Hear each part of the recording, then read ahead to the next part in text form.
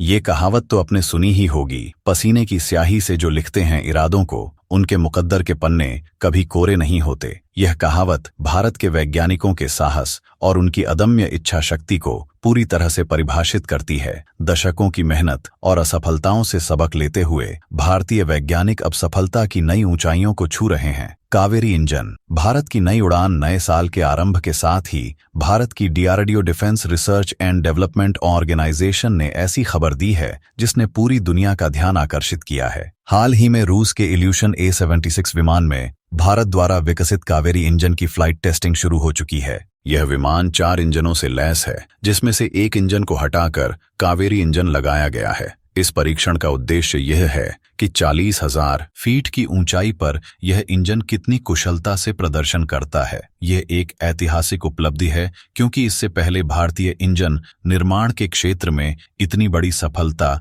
नहीं मिली थी। क्या आप जानते हैं? क्या आपको लगता है कि भारत को अपने फाइटर जेट्स के लिए आत्मनिर्भर बनना चाहिए? कमेंट में अपनी राय जरूर बताएं। 1939 में शुरू हुई कावेरी इंजन परियोजना में कई कठिनाइयों का सामना करना पड़ा। शुरुआत में इस इंजन को पर्याप्त थ्रस्ट पैदा करने में समस्या आई, जिससे यह हवाई जहाजों और लड़ाकू विमानों के लिए उपयुक्त नहीं बन पाया। लेकिन कहते हैं, हार मानना असफलता का अंत नहीं, बल्कि सफलता की शुरुआत है। DRDO ने इस विचार को अपनाया और लगातार अपने प्रयास जारी रखे। पिछले कुछ सालों में DRDO ने इस इंजन की कार्यक्षमता को बेहतर बनाने में अभूतपूर्व प्रगति की है। इसका परिणाम यह है कि अब कावेरी इंजन 70 से 90 किलोन्यूटन तक की थ्रस्ट उत्पन्न करने में सक्षम हो चुका है। यह भारत के तेजस जैसे लड़ाकू विमानों के लिए एक मजबूत नींव साबित होगा। रूस में हो रही टेस्टिंग के पहले चरण में कावेरी इंजन ने 140 घंटे की ग्राउंड टेस्टिंग और 75 घंटे की अल्टीट्यूड टेस्टिंग सफलतापूर्वक पूरी की है।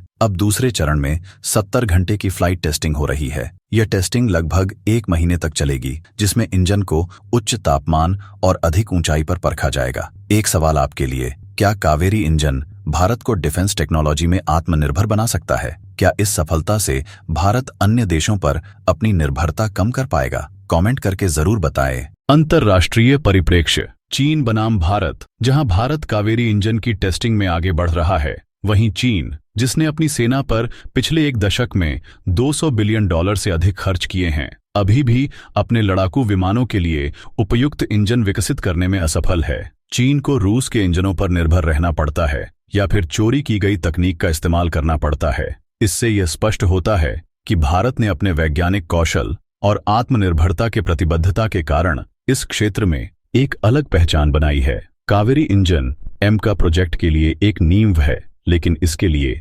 120 किलोन्यूटन तक की थ्रस्ट उत्पन्न करने वाले इंजन की आवश्यकता होगी। DRDO की यह सफलता न केवल आत्मनिर्भर भारत अभियान को गति देगी, बल्कि भारतीय वायुसेना की ताकत को भी कई गुना बढ़ा देगी। कावेरी इंजन की खासियतें। स्वदेशी निर्माण। यह इंजन पूरी तरह से भारत में विकसित किया गया है, जिससे विदेशी निर्भरता कम होगी। ऊर्जा दक्षता। 70-90 किलोन्यूटन की थ्रस्ट उत्पन्न करने में सक्षम, जिससे लड़ाकू विमान लंबी उड़ान भर सकते हैं। बेहतर टिकाऊपन। इस इंजन को उच्च तापमान और कठोर परिस्थितियों में भी लंबे समय तक प्रदर्शन करने के लिए डिजाइन किया गया है। आपके विचार हमारे लिए महत्वपूर्ण हैं। अगर आपको लगता है कि भारत को डिफेंस टेक्नोलॉजी में और भी निवेश करना चाहिए, तो हाँ लिखें। अगर आप DRDO के वैज्ञानिकों को कोई संदेश देना चाहते हैं, तो कमेंट में लिखें। जनता का सहयोग और समर्थन। यह उपलब्धि केवल वैज्ञानिकों की नहीं, बल्कि पूरे देश के लिए गर्व का विषय है। आपके सहयोग और समर्थन से ही भारत ऐसी ऊंचाइयों को छू सकता है। इस जानकारी को अपने मित्रों और परिवारजनों के साथ साझा करें और DRDO के प्रयासों की सराहना करें। क्या आप DRDO के वैज्ञानिकों को एक संदेश देना चाहते हैं? कमेंट में लिखें और उन्हें प्रेरित करें। चैनल को सब्सक्राइब करें, वीडियो को लाइक करें और बेल आइकन दबाएं, ताकि आप भविष्य में ऐसी और प्रेरणादायक खबरें सबसे पहले देख सकें। जय हिंद, जय भारत।